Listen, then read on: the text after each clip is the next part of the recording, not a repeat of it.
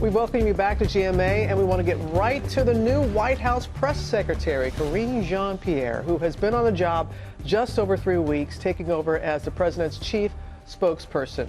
Now, good morning to you, and we've been looking forward to having this opportunity, especially today, because with gun violence rising to the top of the nation's agenda, so much pressure is on the administration to take action, and that's why all ABC News platforms today we're taking on the issue of guns in America. So if I could ask you about how you began this job. Extraordinarily tragic circumstances. The day after you took over, the mass shooting in Buffalo, then Uvalde.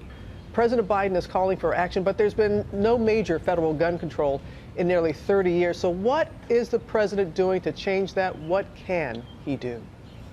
Well, Robin, first of all, thank you so much for having me on. And it has been a tragic 3 weeks with Uvalde and then Buffalo. And I traveled with the president to Buffalo to talk to the grieving families of the 10 who were doing what many of us do on the weekends, go to the grocery store.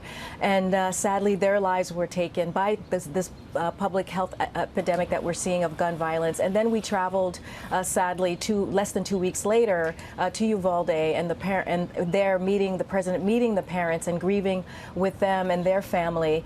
And I was there when they cried out to the president to do something, to take action. And I had time with the president afterwards, and he is just as committed as he was when he was a senator. You talked about 30 years ago.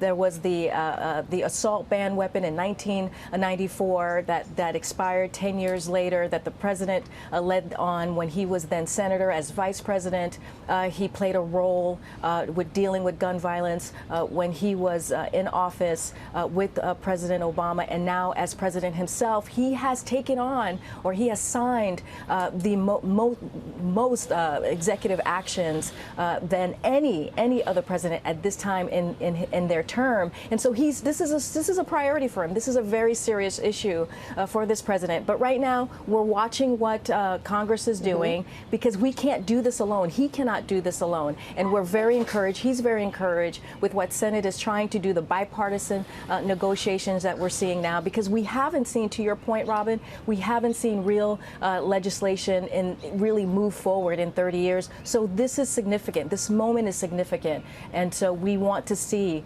the Congress continue to move forward. Is he personally lobbying these politicians, these congressmen? So I'll say this. The president has been very clear. He made his speech on Thursday. He spoke directly to the American public, continued to lay out the importance of dealing with gun violence, how this is destroying schools clearly and communities, and how we have to act now and we cannot wait any longer. But he wants to give the Senate and Congress on the Hill some space to have that conversation. It sounds like, as you know, Senator Chris Murphy and others have been leading this effort. It sounds very promising. We are encouraged by it. Our staff, our Office of Leg Affairs, have had direct communication with the negotiators, with leaders on the Hill since Uvalde. They've spoken to them dozens of times, and so that is how we have been really dealing with this, making sure that we can do whatever it is that we can do at our end, and getting updates from them as well. We're going to move on now. Thank you for that, for inflation, because according to our latest ABC News poll, 80% of Americans say that inflation is an extremely or very important factor in how they are going to vote. And just 28% approve of President Biden's handling of inflation. So what does the administration have to do? Because don't have to tell you, there are a lot of people that are struggling to make ends meet. Yeah, we understand that, especially when it comes to food and gas prices. The president understands this. He grew up in a family when prices went up just a little bit, how much it impacted their lives. What we're dealing with right now, Robin, is global challenges. We're in a pandemic, which actually caused some issues, clearly, as we talk about supply chain. When the president walked into this office, the economy was in a crisis, and he moved forward, put a plan forward, the American Rescue Plan, that Democrats, only Democrats voted for, and it's put us in a place where we are in a stronger economic position to deal with inflation, to go into this transition period where we can see some stable and steady growth. And we saw that from the jobs numbers that came out on Friday. But we understand that Americans are truly feeling this. The president is going to continue laying out his plans. He did an op-ed last week laying out the 3-4 things that he's planning to do, giving the Federal Reserve some space, some independence, because they have the most impactful tools, if you will, to really deal with inflation. And he's done some other things as we talk about gas prices. I know you all were talking about the increase of gas prices. Right. He's done a couple of things like make sure that the historical release of the Strategic Petroleum Reserve, a million barrels a month for 6 months. That is a big deal to be able to do. The homegrown biofuels, the E15, that's really going to help families in the Midwest. We understand there's more work to be done, but we are continuing to take steps, and we are encouraged because of where we are economically. We're going to do everything that we can to attack inflation. And the other big issue, abortion rights. It seems very possible the Supreme Court is going to overturn Roe versus Wade. So what can the president offer if it's all going to be in the hands of the individual states? Yeah, I mean, look, what we're seeing across the country in these legislation in the individual states, as you just mentioned, Robin, are extreme. And the president has called them out at every turn that we see something that pops up that is signed into law. And so the president and the vice president are committed to continuing to fight for Americans' constitutional rights as it is afforded to them with Roe v. Wade.